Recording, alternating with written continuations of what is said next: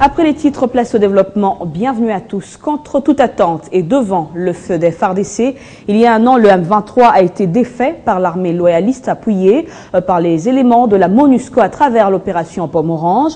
5 novembre 2013, 5 novembre 2014. À ce jour, le mouvement rebelle du M23 n'existe plus. Mathieu Kamango nous retrace la chronique de ce mouvement rebelle jusqu'à sa défaite. Vendredi 25 octobre 2013, l'armée congolaise soutenue par l'ONU marque le point face à la rébellion, le M23. Les principales bases arrières de ces mouvements rebelles sur le territoire congolais tombent. Il y a encore quelques semaines, les rebelles contrôlaient un large territoire de la province du Nord Kivu. Nous sommes de cœur vraiment avec la population de Goma. Nous sommes calmes et toutes les activités veulent reprendre. Tout est parti par la signature de l'accord cadre d'Addis Abeba par 11 pays africains pour la pacification de l'Est, le 24 février 2013. 19 mars de la même année, la guerre des chefs au sein du M23, débouchant sur la présentation spontanée de Bosco Taganda à l'ambassade des États-Unis à Kigali. Il est transféré à la CPI pour crimes de guerre et crimes contre l'humanité. Mois d'octobre de la même année, les combats reprennent après 2 mois de trêve avec l'armée et la brigade d'intervention de l'ONU. Et le 4 novembre 2013, le gouvernement congolais annonce sa victoire militaire totale sur les rebelles, les M23, après la chute des 2 derniers repères de la rébellion dans les montagnes du Nord Kivu. 5 octobre 2013, annonçait publiquement le M23 la fin de sa rébellion et la poursuite de ses revendications par les moyens purement politiques.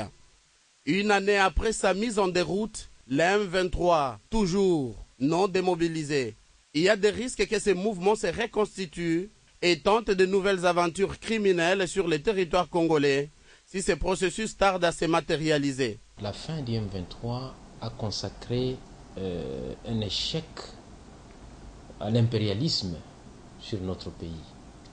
Cette date est une date très significative parce qu'elle est venue stopper le processus de balkanisation de notre pays. Une rupture à l'exploitation excessive caractérisée par un pillage systématique de nos ressources. Mais aujourd'hui, la province du Nord Kivu est toujours victime d'attaques criminelles d'autres groupes armés actifs dans cette partie du pays. Aussi, le M23 défait, mais ces hommes n'ont jamais été démobilisés. Kinshasa devait mettre tout en œuvre pour capitaliser cette victoire un an après et imposer la paix définitivement dans la partie est de la RDC. Les nouvelles en province nous emmènent d'abord en province orientale, précisément dans le territoire de Bassoko où plus de 2500 personnes sont sans abri suite au débordement de la rivière Aruumi. C'est le président de l'Union des producteurs agricoles de Bassoko qui l'a annoncé.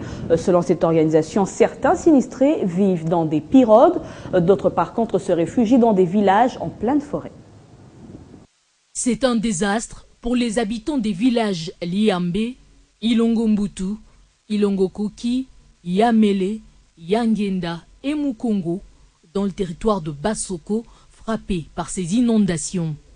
À la base, le débordement de la rivière Aruimi à plus de 250 km à l'ouest de Kisangani. Des villages entiers sont abandonnés par plusieurs centaines d'habitants qui vivent dans des familles d'accueil à Bassoko Centre et d'autres sont sur place où ils se sont construits des huttes sur les petites collines. Et les familles des pêcheurs, elles, vivent dans des pirogues, annonçant avoir perdu leurs ustensiles de ménage. Selon l'Union des producteurs agricoles de Bassoko, les victimes de ces inondations se plaignent aussi de la destruction de leurs champs et du manque d'eau potable. Les sources d'eau, elles, sont complètement inondées. Cette situation concerne également une dizaine d'autres villages riverains non encore submergés. Les comités de santé déplorent la dégradation des conditions hygiéniques et font état de l'inondation des latrines et cimetières dans les villages. La société civile locale lance un appel aux autorités provinciales et aux partenaires pour une assistance en faveur de ces sinistrés. De la province orientale, on se rend au Bandundu pour parler justice. Fini la plaidoirie sur le dossier du colonel Djeka à Kikwit. L'affaire est prise en délibéré. Le verdict est prévu pour ce 13 novembre. Pendant ce temps, le greffier qui a acté le jugement a été accusé par la partie civile et il est détenu à l'auditorat militaire du Bandundu. Plus de précisions avec notre correspondant Dadoué Kiom. Encore 8 mois pour que le verdict sur le dossier du colonel Djeka Mwanamaniema, alias Jagger, soit rendu dans la ville de Kikwit. La Cour d'ordre militaire qui siège sur ces dossiers a pris à l'audience d'hier l'affaire en délibéré et promet les prononcer pour le 13 novembre prochain. Dans son argumentaire, lors de la plaidoirie, la partie civile a démontré par devant la Cour que toutes les préventions mises en charge du présumé criminel colonel Djeka étaient véridiques suite aux aveux authentiques de ses complices. Celui-ci devrait être puni sévèrement selon la loi et passer à la réparation des dommages à intérêt à la coopérative Mikrefeki d'Idiofa où une somme de 48 millions francs congolais a été emportée par cette bande de criminels, aussi à la société indienne station de Kikwit où la sentinelle avait échappé à quelques tirs de balles. Dans son réquisitoire, le ministère public a estimé que le colonel Djeka doit être condamné à la peine capitale et que deux de ses complices relâchés suite à leur innocence dans l'affaire. Ce réquisitoire a été rejeté par les avocats de la défense qui ont avoué seulement que leurs clients tomberaient dans l'infraction de violation des consignes et au juge d'apprécier.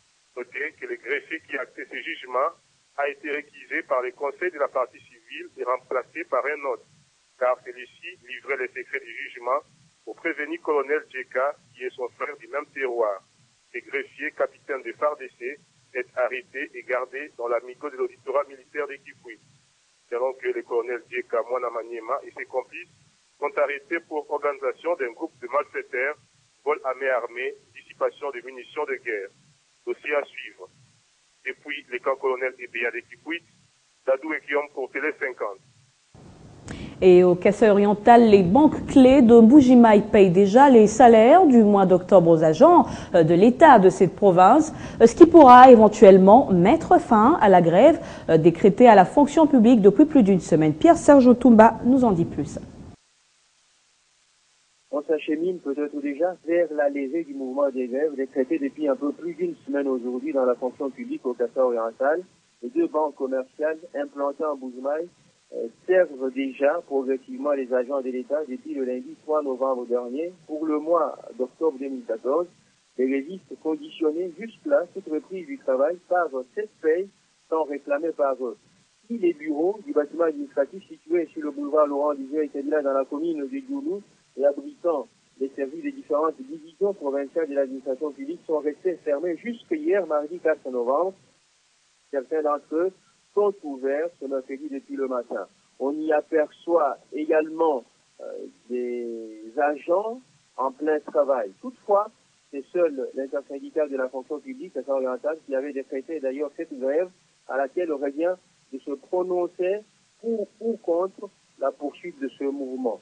En plus, les agents de l'État contactés se réjouissent tout de même de l'obtention par eux de leur salaire. Pierre-Serge Ntumba, Mbujimaï, Télé 50.